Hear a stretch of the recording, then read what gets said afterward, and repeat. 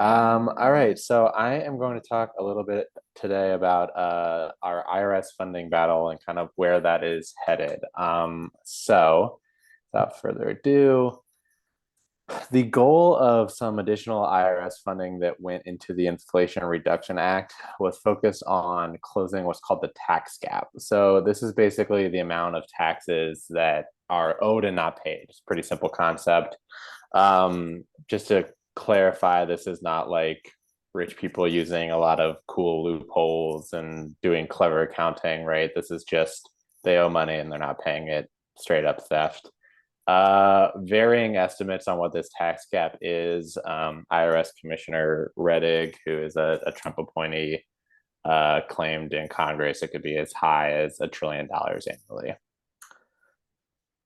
So there is a pretty small set of people that are responsible for the bulk of the tax gap. And it is not people who are struggling to make ends meet and just can't afford their tax bill at the end of the year.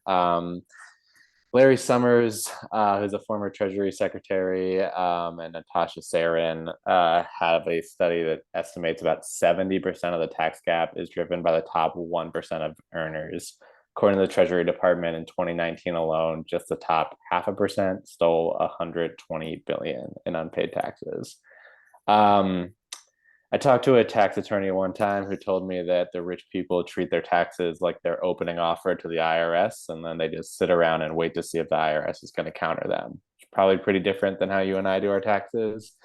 And that has been working really well for them because the IRS has had its budget repeatedly slashed over the decades, and that has led to a pretty significant decrease in enforcement. So over a 10-year period, there was a 35% decrease in enforcement effort, largely benefiting millionaires. Pretty significant decrease in audits of those making over $1 million annually. And at this point, you're about as likely to be audited if you claim the earned income tax credit, earning under $50,000 than you are if you make more than 500,000. So how do we close it? Mostly we just need to aggressively ramp up enforcement. That means a lot of hiring and it means a lot of hiring of specialized auditors. The reason that they do so many audits on people who claim the EITC is that those are very simple audits to do. Most of us do not have tons of bank accounts in several different countries and moving investment money around and yada yada yada every year, right? We have fairly simple tax returns that are fairly easy to check. The other big thing they need is updates to their IT system. Banking institutions and others with interest in hiding money have very, very updated systems, while the IRS is usually using has several IT systems that are from the 60s, so pretty outdated. So what was in the Inflation Reduction Act? It was $80 billion in additional funding for the IRS over 10 years. The Congressional Budget Office estimated that that will generate about 180 billion in revenue. So pretty good return on investment.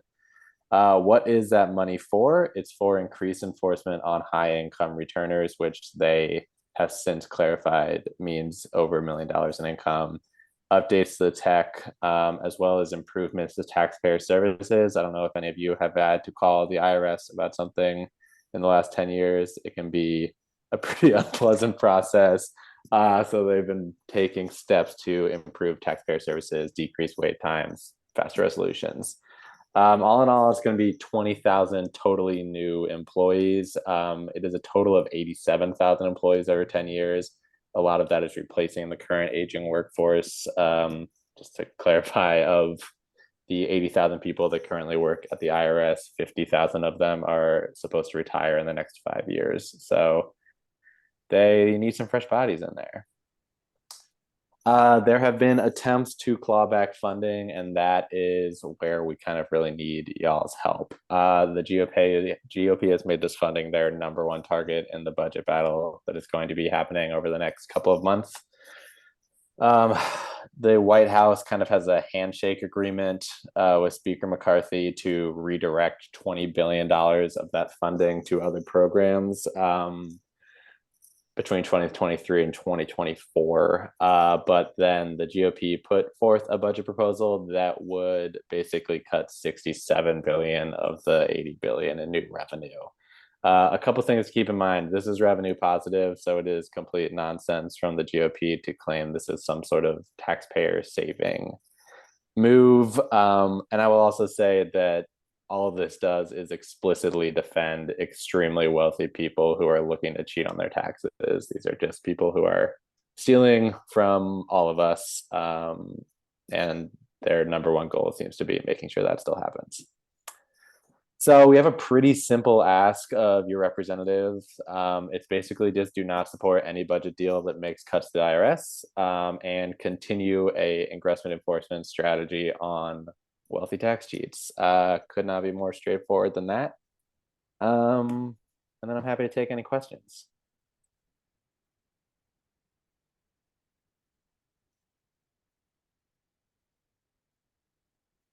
Cheryl?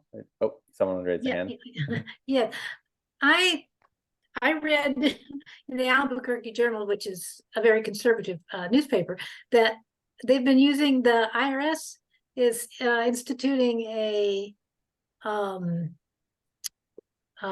generative AI or AI program to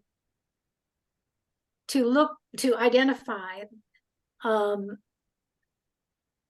millionaire taxpayers who haven't millionaire and higher who haven't paid their taxes. Okay, to identify which ones need to be checked on. I got the impression from the article that that was already implemented. Am I incorrect? They have started to implement some of this funding. So it's already come in. They have made some pretty significant improvements to their tech, and their wait time is down very significantly in all their taxpayer service pieces.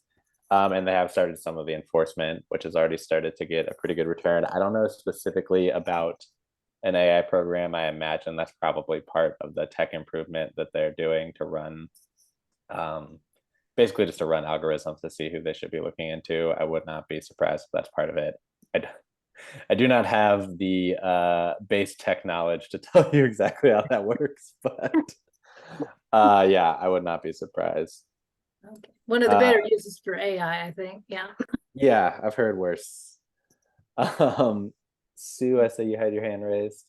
Yeah, a question about when you say they are not paying their taxes, are they not reporting income, or how are they doing that? Are they saying false things on their returns, or not including like revenue sources on their returns? Do we know some of how they're getting away with that? Yeah, it's a bit of a mix. A lot of it is not reporting. For most of these people, they're not really receiving the vast majority of their income from like a paycheck, right? So they're not returning based off a W-2. A lot of it is investment income. A lot of it is property income. A lot of it is yada, yada, yada. So a lot of it is their taxes are self-reported. They're just underreporting for the most part is what they're doing. Yeah. Okay, and another question. What was the highest number of employees the IRS has ever had? Is 80,000 the highest it's ever been? No, they're down pretty significantly from their peak. That's a great question that I don't know the answer to off the top of my head. But I can try to look into that. Get it an just answer sort of helps when you're making an argument. You know, we need more people because in the past we had this many when the population was smaller, that kind of thing. Thank you. No problem at all. I will look into that and try to get you a good answer in the follow-up. The second part of the ask is just to not support any budget deal that makes it cuts to the IRS and to continue the aggressive enforcement of wealthy tax cheats. They're kind of one and the same, to be honest. And Dylan, I'm not if you mentioned this in the presentation, but the first bill that the Republican Congress voted on when they took over control in January was to eliminate the IRS funding. So if you ever wanted a clue as to how effective the IRS funding will be in terms of getting the money from the rich people who have stolen the money from the American taxpayers, I think the obvious desire of Republican Congress people to defund the money police, as it were, should give you great comfort in the fact that this is actually a very effective use of this money. And the fact that it was their first bill that they introduced of all of the many things they could have introduced, that was something that they wanted to make sure they signaled to the donor class that they were going to actively fight on. That's why they made it the first bill. The, you know, they do the boogeyman IRS agent coming after hard working Americans. And there's a piece of that that is true. I distinctly remember about probably 16 years ago, I got audited. You'll be happy to know the IRS ended up owing me $400. But my auditor actually told me at the time, I was like, why are you coming after me? Like I was a poor grad, you know, just out of grad school, blah, blah, blah. And she said we don't have any of the senior auditors anymore. She said, you are the only people that we have the capability to go after. So this has been a very systematic defunding of the money police. I don't use that phrase lightly. I just want to like put it into a context of, you know, the current world that we live in. And it is also because it's not like there are tons of, you know, adamant IRS defenders, you know, out there cheerleading. And so in terms of a political negotiation, which is basically what we're in, it is easy for one side to punt or give in on the IRS funding because it's not like there's a big and active constituency that's going to back it up. However, it is a critical issue for both fairness and revenue in our system. So if somebody wants to bitch constantly about the deficit, we'll go get the $1 trillion that a bunch of rich people owe you, and then we'll redo the calculation. We'll decide if we still have a problem or not. I mean, that's basically it. And so what we want to do largely to the Democrats is shore up their support of the IRS funding so that they have a hard line in the negotiation. So that's what we're doing here. And this will be a big piece on the cutting room floor if the Republicans can get it there. So our job is to stop that. Yeah, and I'll just to kind of tack on to what Erica said there. I think an important part of the message of this is it actually makes people like you and I and a lot of other people's interactions with the IRS like less frequent, and there is much less of an incentive for them to deal with low-income taxpayers. Also, we got a answer to the, I don't know if anybody's on the chat, to the IRS question. So 116, just over 116,000 employees. So it's much smaller than it has been at its peak.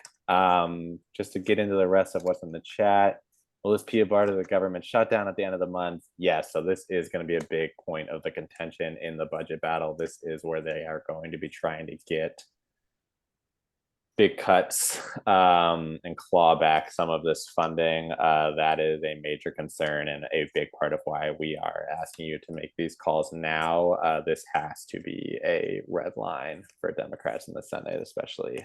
So please do call your elected officials. And then the idea of free tax reports for lower income people. Yes, so there is a separate thing going on, and that actually might be a fun thing to do an action on at some point. But for an IRS free file system that basically create you wouldn't have to use TurboTax or H&R Block or any of the other expensive tax preparing apps anymore. So that is in the process of being formed. There is an extremely aggressive lobbying pitch from the industry against it. They are spending many millions of dollars to try to fight it off because it's obviously a pretty existential threat to their industry. But yeah, they're a fairly exploitative industry, so I won't be sad to see them go. Great. And then those are all the questions I see. Did anybody have anything else? You know, Dylan, one other thing maybe that we should send around to folks, we'll send y'all some talking points on the IRS funding, because what would be awesome for you to do, what we'd like you to get in the practice of doing is make a call to a lawmaker, share the information with some friends. Those two things, just a light touch to get yourself some of y'all have done some of this already, but we're trying to direct your activity from a timing point of view at places we think will be particularly high impact. And then also get you in the rhythm of doing this kind of work and expanding your comfort level with both the calling and with the outreach to your friends and family on the issue, because we have a really, really epically huge battle in a year and a half that we must win. And these mini battles along the way set the stage for those battles, both in terms of us becoming better advocates, but also in terms of the lawmakers hearing which points they repeatedly hear that they've heard. If they've heard IRS funding now, when it first got implemented, when Republicans tried to pull it back, and now that they're in the middle of the budget deal, when IRS funding comes up again in the 2025 tax fight, which it will, they will attack the IRS. They will attack the IRS going after poor, hardworking taxpayers. This is part of the narrative. And so we have to hit the narrative, hit back against the narrative, both with the lawmakers and with our friends. So we'll send you, in addition to a recording of this, we'll send you a quick set of talking points, a couple of links to some articles that'll give you some fleshed out information. And what I would love to see you all do is just write a short email with a couple of those things in it, and just look at your address book and say, who of my contacts might be interested in this information, who might not know this kind of stuff, and who may be compelled to action, and pull some subset of that group of people together and say, you know what, I'm going to start trying to engage this group of people in this discussion. That's what we would love to see. And then we will combine that with the efforts in Richland Center, the efforts in North Carolina, and the upcoming efforts in Pennsylvania, with all of the patriotic millionaires lobbying and outreach. And I think the combination of those things can be really high impact for the values that we need to push. And Sue, just to answer your question in the chat, you really should stick to calling just elected officials to represent you. They will just dismiss any calls from out of state out of hand. I used to work in an office automatically filtering out anything that wasn't from in the district. But you should absolutely still call your Republican senators and holler at them about this, because I don't think that it is a completely lost cause, and they need to know that people are paying attention and angry about it. So what state are you in? I'm in Iowa. We've been going red. We've been going red. You're very, everybody is important to this process. You are super important to this process. We would love for you to send to multiple friends. Your Iowa senators need to hear from you and your community. This is a very big deal. Thank you. Yeah. And so does anybody else have any personal questions about their, like, I live here and should I do something? Does anybody have more direct? All right, so y'all are good. Okay, good. Okay, good. I'm from North Carolina. Area. I'm from Raleigh. My parents still live there. Yeah. Yeah. Gay, if you're comfortable sharing the location, we'd love to get you connected with some fellow deciders. Yeah, North Carolina is key. And Gay, if you're not by any chance in Virginia Fox's district, are you? Anyway, maybe you email us. Okay, no. Okay. All right. North Carolina is a big deal too. And so if you have a Democratic senator, call them and shore up their support. If you have a Republican senator, call and let them know that you are watching them, and share that information with your friends. All righty. Okay, everyone, thanks again. And we'll send all the links and everything. We're gonna have the recording that's going on. We'll have links. We can do, if you guys want to, like I dropped in the chat, like if you're comfortable sharing on Facebook about what you're doing here, we could always make like Facebook shareables that you can just pop on your Facebook and be like, this is what we discussed this week. This is what I'm up to. Join us next time, or stuff for people to make an action. We're happy to do that. So yeah, just very excited, and thanks for the grace today, everyone. It was an exciting tornado time here in Ann Arbor, Michigan. We did not get hit, but the other side of the town did. So Always an adventurer in this. Adventure. Okay, y'all. But yeah, so we'll send everything out tomorrow. Keep an eye out for that. If you have any questions in the meantime, feel free to reach out to us. Lee and I are on the inbox for gep@patrioticmillionaires.org. Happy to like field questions, or if you're having trouble tracking a senator or anybody down, just let us know and we can help lift things up. Just let us know. All right. Thank y'all so much. Well, have a good one. See you next time.